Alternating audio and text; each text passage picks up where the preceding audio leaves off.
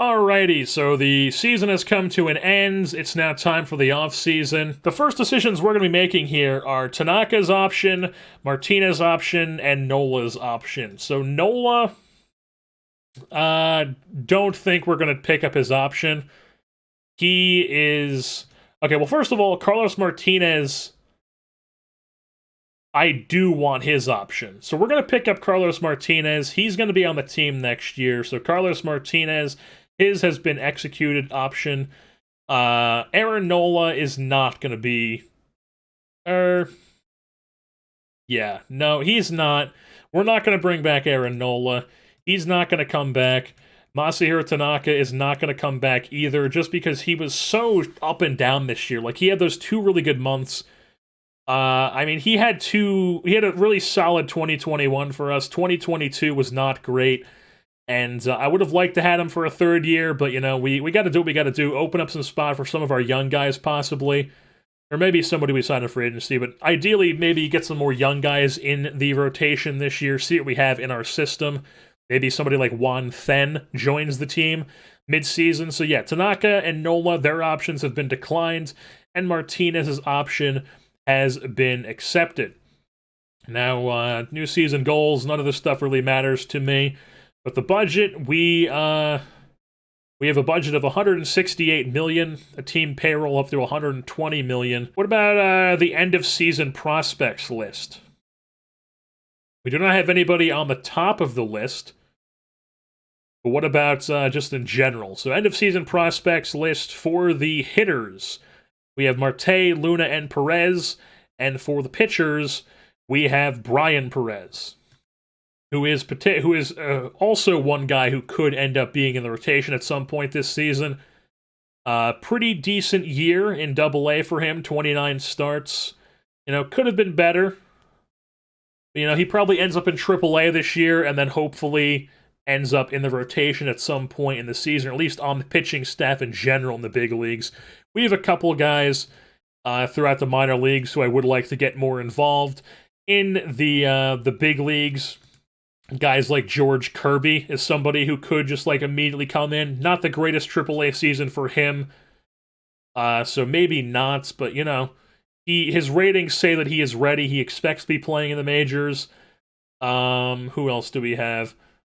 Someone like Josiah De Los Santos, who had a really good Double-A season and A-ball season for us, but then was kind of shaky in AAA this year, or pretty shaky in AAA this year. And, you know, probably ends up in AAA again, but, you know, he is a guy at some point, or we could trade him for something. Maybe Penn Murphy. I don't know, Penn Murphy's been a guy we have around for a while now. He's either a guy who we let go, or we bring up in the majors this year. We have a few guys that we're going to have to make decisions on, like maybe Art Warren doesn't come back just because we don't really use him and he wasn't great in AAA. Or maybe we try to trade him or something. Wilkin Cannon was a guy who was not good in AAA this year, but hopefully becomes something. And then we have guys in AA, like Brian Perez, who we just showed you. Juan Then is a guy who won the Texas League Player of the Year. He's had 3 really good seasons in 2 back-to-back in high A-ball.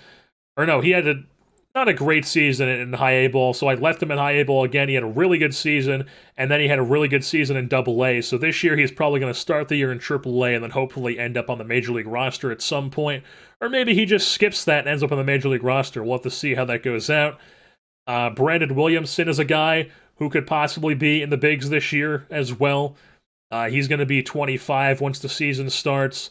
He had a really solid Double-A year. Who else do we have? More of a bullpen guy here. As starters go, Trey Dillard, he was our 12th round pick in 2020. Looks like he had a pretty solid year in Double-A this year, mainly in the bullpen though, but he does have the capability of being a starter, especially if this curveball develops to being a 70 grade pitch, rather than having, even having a 65, 65, and 55. That's still pretty solid, so Trey Dillard definitely got to keep an eye on. And then we got Dean here too, who was in the Double-A bullpen this year. As a closer, so he has the ability to close and start. He was our 2nd round pick in 2020, and he's pretty much developed, so morale is very good. He might end up in the bigs at some point this year as well, if not right off the bat. I don't like extreme fly ball. Also, what is that velocity? What is that? What? This guy throws 83 to 85, but he's nasty? I mean, sure? What a weirdo, man. Like, what an absolute weirdo. And then here is what Marte did in Double-A this year. Not the greatest season at the plate in Double-A. Probably either ends up starting in Double-A and then going to Triple-A, or just going to Triple-A straight off the bat this season. But he is a guy who I do want to get up to the bigs. Ideally, Marte is the guy who takes over for Simmons at shortstop once his contract is up. Well, it looks like we have Simmons for next year and then a player option. So hopefully either Simmons becomes like a backup if he stays on for this season for 2024, because this is upcoming season 2023. And if he takes his player option, he's probably just going to be a backup and Marte will be the starting shortstop, because Marte is a guy who I do want to keep around. I do want to see what he is for us. All right, so just taking a quick glance at who we have here in arbitration and guys we could offer guys we can send a qualifying offer to. I'm probably not going to send a qualifying offer to either of these guys just because I feel like they would definitely accept it, especially someone like Nola. Yeah, especially someone like Nola would probably accept it. Justice Sheffield, we're gonna yeah, we'll bring him back just because it's cheap. Gilbo, we're gonna bring him back. Margavicius will bring him back. Matsick, I might not bring him back, to be honest, just to open up a spot. He's gonna be 32 like all year. Was not great in AAA or the majors this year. Obviously was very good the year before in a specialist role, but you know, he's a reliever. We have plenty of those. We're not going to offer him arbitration. Julio Urias is a guy who definitely is not going to be back. He was really bad in AAA and in the majors for us. So he, goodbye. That did not work out with that Swanson trade, so he's gone. Austin Nola is a guy who I think I'm going to try to trade this year. I mean, in this offseason, because, I mean, his value is a lot... is down. Is definitely down than for what it was if I could have traded him last offseason, but Leba is, yeah, he's getting bumped to $6 million this year, so I want to see if I can extend Leba once I take a look at my finances and like the budgets we're going to set this year. Shed Long, also possibly a guy who we could extend or possibly trade. I don't know. Maybe get some more starters involved. Kyle Lewis, also a guy who could either be extended or just given that $3 million arbitration. And then we're not going to bring back Steven Matz. He's just going to walk. We're just not going to bring him back. Armenteros, I definitely would like to try to bring back. Like, what is he... He is not interested in discussing anything with us. So Armenteros is a guy who I'm going to add to my short list. Yeah, so out of all these guys, the only one I'm offering is Joe Rizzo here. He's a 24, about to be 25-year-old third baseman who could possibly be something. He's more of a guy just like to come up if we need somebody to play third for us. But, you know, he's a guy who we could keep around in AAA if he does want to sign a minor league deal. If he doesn't, then I'm fine letting him walk. Domingo Leyba is a guy I definitely don't want to be getting up into like this 12 million range. We kind of have too many infielders, and we're gonna have to make a trade. So like Simmons, we already saw that Simmons has this year guaranteed, this upcoming year guaranteed, then he's got 2024 is a player option, so he can opt out, but will he opt out is the question. I don't have too much experience with player options and what players tend to do with those in this game, so I can't really speak much on that. And then we've also got Dragnet, who we obviously signed to like a really cheap deal, but he's kind of been overtaken by having somebody like Shirt and Apostle on the team, who is somebody who could play third for us. Like, the range and error is not great. The arm is really good, though. 70 arm and then 50-50. And then Dragnet's not that much better than that. The thing about Dragnet is he doesn't strike out. which is very, very good to have. And then obviously we just signed this Kim guy to a decently long deal. And if we're going to keep him around, we want him to actually get playing time in order to, like, you know, improve and, like, actually be able to do something. So I think that, yeah, I'm thinking that Dragnet's the odd man out. So I might try to trade Dragnet. And one thing that I also want to do is not have too many pitchers in AAA. So if I go to AAA here, and then not that, if we throw this on Miners Arms, we have 19 pitchers, and like 18 is like the absolute max that I would want in AAA. Like the absolute max, and even that's a bit too much. You know, like 16 is more ideal. This is before I've called up any of the AA guys. So what I'm going to do here is I'm going to call up these AA guys who I think should be in AAA, and then we're going to reassess AAA and trade or release or just let the guys walk. Yeah, I think that's the move, is that, or maybe we could try to trade Simmons, because I mean his bat is like, obviously his glove is absurd. We know that his glove is absurd. Could we try to trade Andrelton Simmons and have Kim play shortstop this season? And then once Marte is ready, Marte has a spot. Because right now, if Marte comes up, he's kind of in a logjam with Simmons and Kim. That could be an option. I think that'll be something we have to seriously consider, trading Simmons and Dragnet. Opening spots. Because we still have guys in AAA like Donovan Walton and Cole Freeman. Cole Freeman had a very good season in AAA last year. He could be a decent middle infield bat for us. Donovan Walton has shown that he has the ability to be at least a decent bench piece. And then he's had some good seasons in AAA for us, just so we can get a better bat, even though the shortstop position is obviously a defensive-minded position. I just think that we can try to, like, trade him and maybe pick up, like, a starter or something.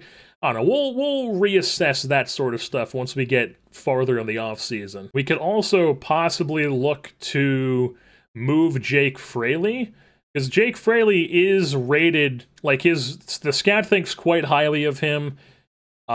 He's never going to be a starter for us, even though the game thinks he should be starting over Benintendi. I'd much rather have Benintendi start. So I think, and then maybe just have Chavez Young as the fourth outfielder and just actually give him a chance. I think that's the move. So I think we're also going to try to move Jake Fraley. Now, what we're going to try to move Fraley, Simmons, and Long in either, you know, like maybe 2 trades between the 3 of them or 3 trades between the 3 of them. I don't know what we're going to try to pick up with those guys, you know, maybe just look and see what the best value we can get is. But those are Dragnet, Simmons, and Fraley are guys we're going to try to move this offseason. Actually, we're able to give Leba here 3 years, $7 million, which I think I'm going to do. Just because he's going to be 27 when the season starts, 28, 29, that'll be 3 years. How many years of arbitration does he have? Domingo Leba. Yeah, that'll just lock him up through arbitration, and rather than him jumping to 9 and then 12 million, we'll have him locked up at 6 mil for these next few years. So we're going to do that with Leba and save some cash in the next couple of years with him. So yeah, we're going to give him that, and Domingo Leba has accepted his extension, so we have him locked up through 2025. I'm also kind of tempted to try to lock up Justin Dunn to a multi-year extension as well. Because this is what he's projected to get through arbitration for the next few years. But if he has another season like he did this year, or even improves upon this season, he's gonna be getting much higher than that. And his ratings show that he should be able, he's going to make a jump if he follows how his ratings are in this game. So if I'm able to do, like, this is just like what the game automatically, like, this is his offer. He's like, hey, I would accept this. This is very good. Like, if we're able to just lock him up through what he wants in arbitration, you know, he'll be 27, 28, 29, 30, 31, 32. Justin Dunn, if he turns into a stud, we have him locked up through his age 32 season. This is the type of stuff that we have to take risks on as a small market team, because if he becomes an insanely good player, he's going to want like $30 million a year. And yeah, we're gonna do it. We're gonna offer him that. Reliever of the year, Austin Adams. The man absolutely shoved. He picks up reliever of the year, and look who finished in second place right behind him. Wyatt Mills. We had the number 1 and the number 2 guys in the AL reliever of the year list, and it was Keenan Middleton, Jose Ruiz, Karinchak, Rosenthal, and Kirby Yates of the Twins. And Justin Dunn has signed his extension. We have him locked up through 2028 now.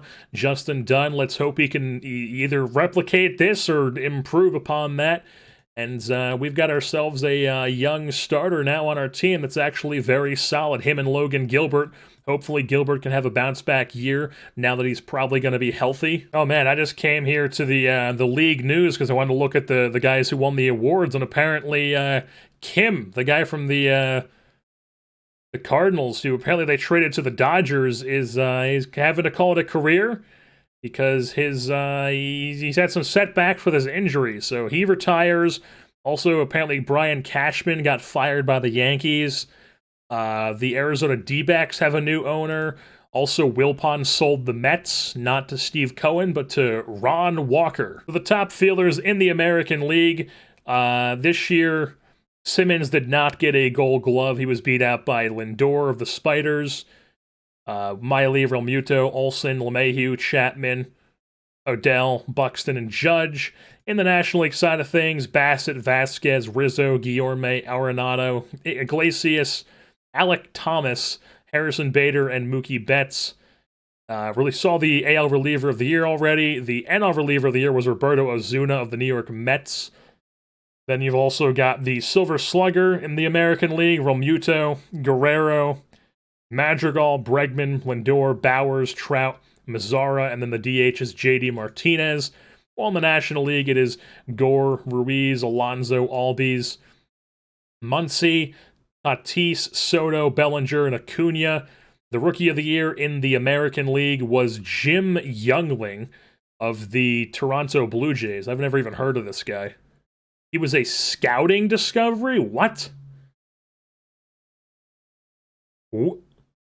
They got him out of an indie league? Just some random guy they signed out of an indie league. And then he was just all of a sudden an all-star? And then in the National League, they had Keibert Ruiz was the NL Rookie of the Year. The best manager in the American League was Kevin Cash. In the National League, it was Dave Roberts of the Dodgers.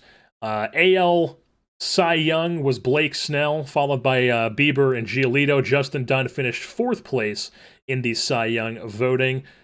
And then in the NL, it was Walker Buehler, Lamet, Jack Flaherty. In the AL MVP, it was Lindor, Bregman, Moncada, Guerrero, Adele, Ohtani, Bowers, Trout. And then a Youngling guy was even on this list. And then the National League, it was Fernando Tatis Jr., Cody Bellinger, Soto, Acuna, Albies, Seager, Buehler. Not any surprising names in here. Tatis Jr. wins the MVP in the National League. And then also, I just forgot that we didn't take a look at the standings here and the stats at the end of the regular season. So this was what the standings looked like in the American League. Spiders took the Central, Angels took the West, Rays took the East, Braves, Reds, Dodgers were the division winners in the National League. And then if we take a look at the statistics, the batting leaders, you've got the home run leader was Yoan Moncada.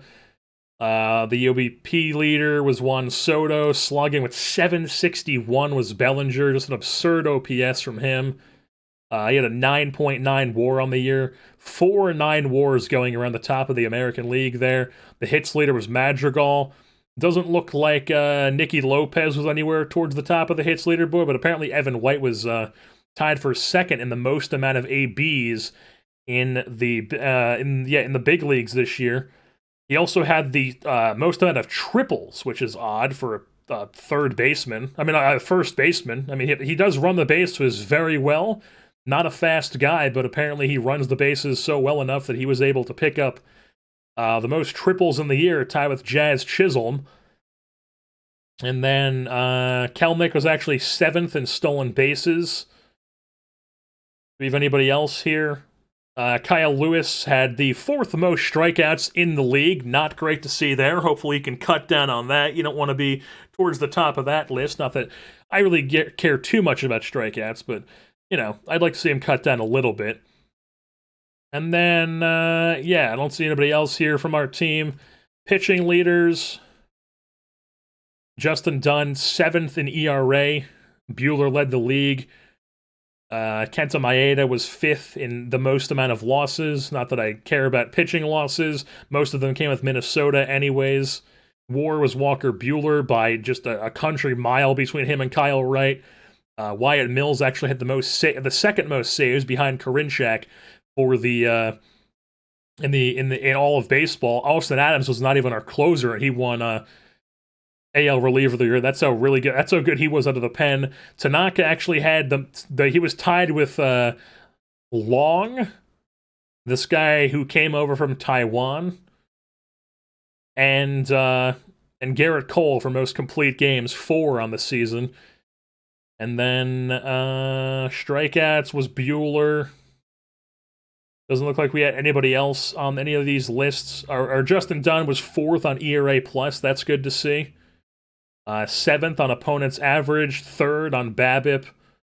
Yeah, just a solid C. And then Austin Adams had 20 holes, which was 3rd in the big leagues, behind Ozuna and Clase from the Spiders. Alrighty, so the arbitration hearings have gone through. Shed Long gets 2.6, Kyle Lewis gets 3.3, Nola gets just under 2 mil, Margavich just gets 850K, Gilbo gets 900K, and Sheffield gets 800K. One thing I want to do before we get too far here is call up the pitchers mainly, or just guys in general from AA, that I want to get up into AAA, and then evaluate AAA and see who we want to release. Because right now, if we look at our AAA roster, or AAA pitchers, we only have 12 pitchers. So we do have some room in here to call up guys from AA, which is good to see, because usually we have way too many pitchers in here that we want to get rid of. The lineups, We definitely we have some room there too, but I have a feeling once we call up guys, we're gonna be a bit logjam here in the lineup. So we're gonna reevaluate here and see who we want to keep and who we want to get rid of. And also just taking a look at this Mariners bullpen right now. If this was the guys we had in our bullpen this year, I'd be fine with that. If we just had Wyatt Mills, Austin Adams, Delaplane, Gilbo, Margavichus, Fletcher, and then adding Warren, Gerber, and Kincannon from AAA, that opens up 3 spots in our AAA team right there, and it fills in the spots we need in the Major League bullpen. We don't have to go out and spend any money on our bullpen, because we have these guys, and we still have plenty of options down in AAA that we could call up whenever we need somebody to come up to the big leagues. Because what's our AAA? Yeah, 18 guys. That's solid. I will take this in the bullpen right now in AAA. So yeah, we'll just leave that how it is. It turns out we don't have to release any of these guys. We can just keep these guys on for another year. Now, or I could retain like 35% of this and get that Kyle Hendricks trade. That could be an option. You know, give them our shortstop who literally only fields, can't do anything else at all, and we take a shot on having a really good pitcher in our staff. Now, I know that would set Newsom back, or I could trade Maeda, or we just have Newsom as a shutdown reliever again. That's fine, too. I think I would just want to have Newsom in the pen. This could be an option. And the thing is, if we do this, we're not only keeping Hendricks' contract, but we're also keeping 35% of Simmons. So let's see if we go to trade here, how much of this is necessary. 25% they like that. 20% they like it. 15% they like it. 15% is the... I mean, if we're just keeping 2 mil of Andrelton Simmons, and then we're just going to take on Kyle Hendricks, and then we can have him for this season, and then if he's really good, we can just bring him back for like basically the same price. And if he's really bad, we can just get rid of him. I think that's something we have to do, because we can easily just replace Simmons at the shortstop position with Kim.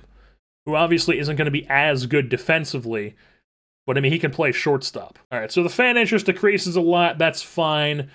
We get Andrew Simmons off our team. We get Kyle Hendricks. And yeah, let's hope that works out. So Kyle Hendricks, we'll add him there. He's really the only guy, like, maybe we give a shot to Aroldis Chapman just because he's so filthy. He'd be an awful locker room guy, just like the worst possible locker room guy. He has been really bad the last 2 seasons, though, which is not good to see. I mean, we would be fully banking on the fact that hopefully he regains some form, because, like, his ratings, he shouldn't be anywhere near this bad. Like, he's not even wild. He's got 80 stuff, 80 grade pitches. So if we give him, like, a 1-year deal, let's say $5 million, would he want that? He doesn't. What about a 1-year deal at like 5.5? Huh? What about that? He wants that. So if I give Aroldis Chapman 5.5, we're just hoping that he somehow returns to like this 2020 form that was in the sim. And he's not this form. Because it's not like he was hurt, you know? It's not like he was hurt in these 2 seasons and, you know, didn't get much time, didn't get like a full season in. Like, no, he was still getting the same usage that he was in the year he was good, even more usage, actually. And he's just, you know, really bad because he gives up a lot of home runs and he walks too many people, apparently. He still strikes out a ton of guys. He's getting extremely high leverage situations. I mean, that could help. It could help that he's not going to get as many high leverage stuff with us, maybe, because we have Adams and Wyatt Mills. I think I want to do this. I think I want to give a shot to Aroldis Chapman. And if he's just like a complete disaster, we can just tank the money. We can just take the money and we can just say, hey, we're cutting you and we're paying you this the rest of the season. I think that's what I'm going to do. Bam. We're giving him that. We're taking Aroldis Chapman, assuming he accepts that. If he gets back to us and he's like, no, I won't take that, somebody else offered a better offer, then I'm done pursuing him. I'm giving him that offer. If he doesn't want that, then we're not bringing him in. Yeah, we're not trying to add any more batters to our mix because we've already got a solid enough logjam as it is right now. Obviously, I said I wanted to try to get rid of Durr, but I think I'll probably I'll probably keep him on because it'll be Kim at shortstop. Long and Apostle will be playing third. I definitely do want to get rid of Jake Fraley, though. Jake Fraley is definitely a guy that we want to trade away and let Chavez Young be the 4th outfielder while Benintendi is the starting left fielder and Chavez Young just plays backup here whenever whoever needs a day off, Chavez Young goes into play for, because I feel like he could be a guy who's actually really good for us based on how he's performed in AAA. He just hasn't ever gotten an extended shot in the big leagues, really at all. He's gotten a handful of ABs. All right, so since we're trying to trade away Jake Fraley, I just shopped him for prospects because I'm not trying to add any current major leaguers to this team right now because we just have so much. I don't want any log jams going on, and we need to add any log jams, so I'm thinking this is the move we want to make here for Jake Fraley. We pick up 2 AAA starters. Josiah Gray's listed as a closer, but he started the past 2 years in Oklahoma City for the Dodgers. He's got really solid ratings. He could be somebody really good. So I think we want to throw him on. He's not currently on the 40-man. He is somebody that I would throw onto the 40-man to protect from the Rule 5 draft. And then also Jacob Heatherly, probably the same deal with him. He's going to be in AAA this year. He had a really good season in AA last year in Chattanooga with the Cincinnati Reds. They actually just picked him up at the trade deadline, but we're going to grab him. And he is also eligible for the Rule 5 draft, so we would have to protect him, assuming that he would be a guy who's going to get taken. And these are going to be the guys that we add on to our team, add on to our system, I should say, and Fraley is going to go to the Los Angeles Dodgers. We've opened up Fraley's spot in the lineup, and now Josiah Gray can get added to our list. All right, so I don't mind how this is looking right now with our I would not mind this lineup heading into the season, where we've got Rowley at catcher, White at first, Labas second, Apostle third, Kim short, Benintendi Kelnick, Lewis is the outfielder, and then Shed Long is the DH. And then against lefties, the only thing that changes would be that Nola would be the catcher, which is Service thinks that they should platoon these guys, apparently. I mean, I'm okay with that, I guess. And then on the bench, you would have Donovan Walton as the backup second baseman and shortstop. Shed Long is the backup third base for Apostle, even though he's the starting DH. And then Durr is also getting, against righties, a start every 10th game, and against lefties every 6th game. So I don't mind that at all. I don't mind that at all. I don't like how Lewis is in as 2 of the backup outfielder spots. I'd rather have Chavez Young in both of those spots, but, you know, I guess we'll have to deal with that. All right, so we've arrived upon the Rule 5 draft. We have quite a few spots. We have 8 spots open on our 40-man roster to add guys to protect them from the Rule 5 draft. And I already combed through this. I didn't see anybody right off the bat that I would want to, you know, DFA if we wanted to make even more room, but I think 8 spots should be more than enough. So Brian Perez, definitely, we do not want Brian Perez getting taken in the Rule 5 draft. He's added to the 40-man. Marte, absolutely for sure, definitely want him on the 40-man. We definitely want Juan Then to be on there. Ismael Aquino, who we just picked up at last trade deadline, we want him on there. We want Josiah Gray on there. George Kirby we want on the 40-man. Brian Rocchio, who we picked up from the Cleveland Spiders, we definitely want him on the 40-man. Now we have 1 spot open on the 40-man roster, and I'm not going to be taking anybody in the 40-man in the Rule 5 draft this year, but I think we don't need to protect anybody else, because just taking a look, like maybe Clase here. He's a 20-year-old center fielder. He's going to be 21 this year. He did not have the greatest season in Double-A. I was going to leave him in Double-A to at least start the year again, maybe another full year of Double-A. I don't think a team would take a shot on him. You know, like, he doesn't expect to be in the big leagues. He's only 20. I don't think a team would take a shot on, say, him over, you know, like, Alcantara or Schnell here, or any of these other, like, shortstops. You know, I feel like he's probably safe. We don't need to add him to the 40-man. And then if we sort by overall, the first guy on our team to pop up here is Penn Murphy, which is like, if he gets taken, yeah, it's kind of sad. He's been with us. He could possibly be a decent piece for us, but, you know, not the end of the world if Penn Murphy gets taken in the Rule 5 draft. And then there's also Brendan Williamson. I guess, yeah, we should probably protect Brendan Williamson. So, yeah, we can probably leave Penn Murphy off. And, yeah, it doesn't look like anybody else is on here. So Brandon Williamson is definitely going to be the guy that we protect on the Rule 5 draft as our last spot.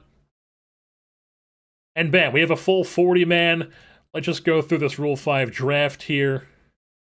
And hope that nobody gets taken. Beautiful. Beautiful, beautiful, beautiful. Nobody gets taken. Only 5 guys in the entire Rule 5 draft got taken. And doesn't look like any of them were reaches. So I just happened to spot here that the following interesting players are on the trading block. One of them being Miguel Sano. Now, what is something that also Mike Ford could be interesting too, but, you know. Yeah, he could be interesting. I think Miss Sano is more interesting, though, because what is something that we've been lacking on our team? The home run threat. We have not had a big bopper in that cleanup spot, and Miguel Sano would be that big bopper for us, as a absolute gigantic truck goes past my front of my house right now, if you probably heard my mic vibrating. So Miguel Sano would be a huge bat to the middle of our lineup. We could just throw him in as the DH. And if we take him as the DH, that means that Long would move to being like a tandem of third base, Apostle and Long. I would probably try to include Dragnet in the trade for Sano some way. And, yeah, and then that would just open up the DH spot for Sano, and he would just immediately become our cleanup hitter. I think that is the move. Because there's only 1 year of Sano. So he's going to be 30 this season. He's very unhappy in Minnesota. Yeah, he's very unhappy in Minnesota. He's been a pretty solid bat. He's hit a lot of home runs. That's what we're looking for here, mainly. I'm not looking him really to do anything else other than just hit home runs. And that is something that he is very good at doing. And I feel like that would be a big boost to our lineup and could push us over the edge here. Now, bringing him back, probably not something that happens. But since he's only on a one-year deal, or only has 1 year left on his deal, probably not going to be somebody that takes too much to get. So let's just throw Dragnet on here.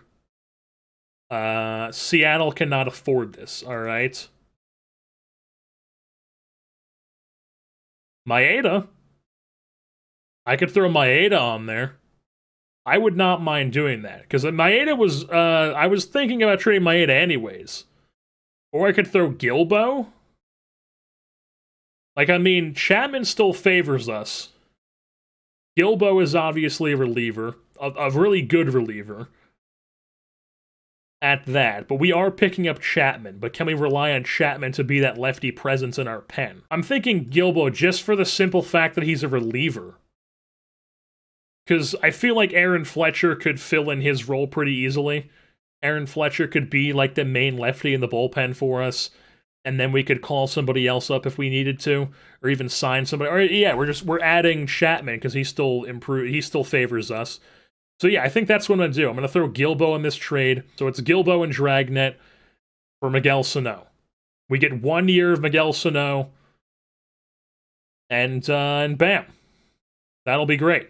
That'll be perfect. Increases noticeably. Wonderful, wonderful, wonderful. And I am just going to throw Dragnet on the old shortlist here just to see how his career goes. And this is what the lineup would look like. So they move Shed Long into the starting third base slot against righties, and then against lefties it would be Apostle, which makes sense because he is a right-handed bat, and Shed Long is a left-handed bat. I don't hate that at all. We have Sano at the DH spot against both sides. He's going to hit a ton of home runs for us this year, and we still managed to have what should be a very solid rotation this year, and it's going to be a very good bullpen as well. Alrighty, so we lost Aaron Nola. I'm not sure why the fans really cared about him. He wasn't even any good, and he didn't even sign in the MLB. He signed with. He's so bad that he went to sign with the what is this? That's the Giants in the Japanese league. I mean, he's so bad. He's going playing in Japan. So, but we do pick up Aroldis Chapman, so it decreases slightly, but we increased it noticeably with Sano and Chapman. And, yeah, so we got Aroldis Chapman, now as a member of our bullpen. And, let's see where they just have him. Hopefully they don't have him as the closer, but yeah, okay, they don't. They have, I'm not sure why they wouldn't have Adams as the other, setup guy, but I mean, I don't mind him as the middle relief use more often guy. I definitely don't mind that at all. So yeah, this could be an extremely good bullpen, a really good pitching staff, and then also, this lineup could be much improved as a lineup, with Sano as the big bat, Kelnick obviously doing his thing, hopefully Benintendi improves, hopefully Kim's able to figure things out on the shortstop, Long and Apostle will obviously hit, Lebo should hit, White's gonna hit, hopefully both these catchers hit, Lewis should hit, and then maybe Chavez Young will give us some production as well. I'm liking this. I'm liking this lineup, this team heading into the 2023 season. Absolutely massive news here is the Pittsburgh Pirates have been moved to Jacksonville, and they're going to be the Jacksonville Herons.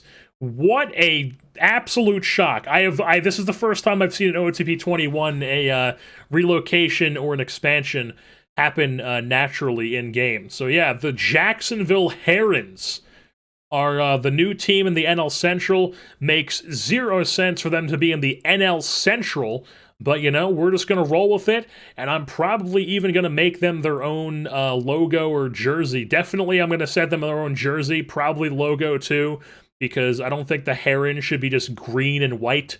You know, we'll probably give them some, like, I don't know. Maybe they will be green and white, but I'll probably give them their own logo and their own jersey that I make on my own here, and hopefully I'll have that ready for the next episode, but if not, at some point, I would like to have it before the start of the season, that's for sure. So yeah, the Jacksonville Herons are now the Pittsburgh Pirates are now the Jacksonville Herons. Crazy turn of events. Sorry, Pittsburgh fans, but apparently the Pirates stunk it up so bad that they moved. Just below average fan support. Robert Nutting has packed his bags and moved to Jacksonville. The Pirates fans probably hate Bob Nutting even more now. The penny pinching owner himself. And they're going to be playing in Herons Stadium. Just incredible. All right, and our money for free agents is not the most, obviously, because we're not going to be signing anybody else. But I did drop, just so that we have a little bit of spending money there, I did drop the budget by just a little bit on the player development and then the scouting, just by a little bit, but not too much. It should still be fine. It's still way above the league development budget baseline, and still way above the baseline for scouting budget as well. So we're still putting a good chunk of change into that stuff. We're just, I would like to have a little bit of spending money for free agents. We don't want to be in the black, as they say.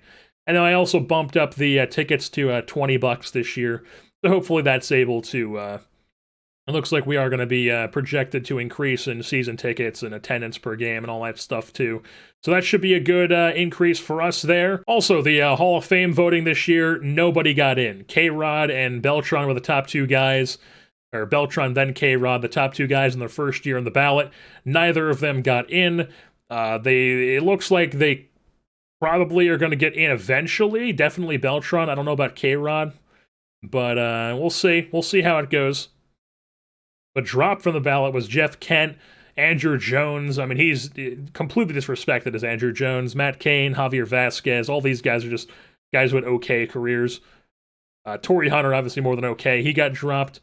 Probably deserves a bit more respect. Not as a Hall of Famer, probably, but 3% of the vote. I would say definitely more than 3% of the vote.